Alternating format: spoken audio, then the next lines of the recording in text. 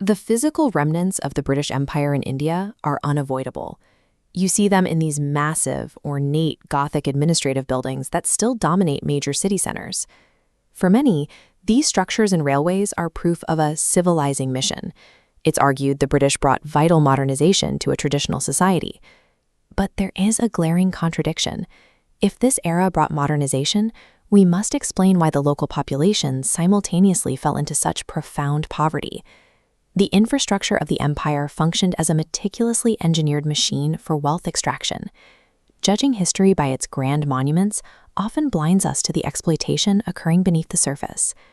Before the British arrived, India was a wealthy, self-sustaining region with some of the most sophisticated industries in the world. The colonial system intentionally destroyed thriving local businesses, like these traditional handloom and textile weavers, to eliminate any competition for British goods. Next came the aggressive taxation of farmers and workers, a move designed to drain any remaining local capital directly into the colonial treasury. This established a devastating trade loop. India's raw materials were taken out cheaply, only for the local population to be forced to buy them back as expensive British-made products. The British dismantled a self-sustaining economy, specifically to build a captive market for their own industries.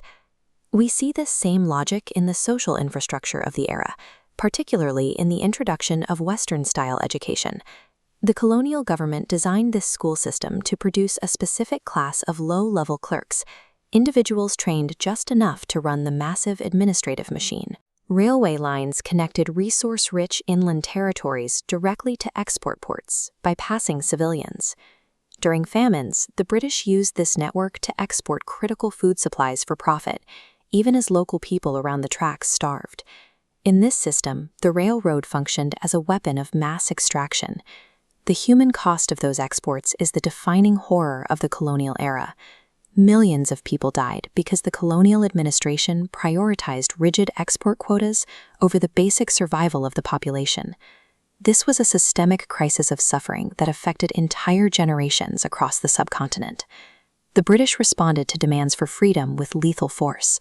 The Jallianwala Bagh massacre is the ultimate example of violence used to maintain colonial control. To prevent future uprisings, the British used a divide-and-rule strategy, intentionally engineering religious and social fractures to keep the population from unifying. The empire was sustained through a combination of systemic manufactured starvation, brutal military violence, and engineered social division.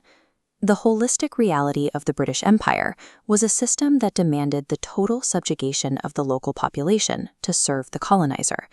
The true legacy of this rule is defined by massive economic drain, the loss of civil freedom, and the deaths of millions.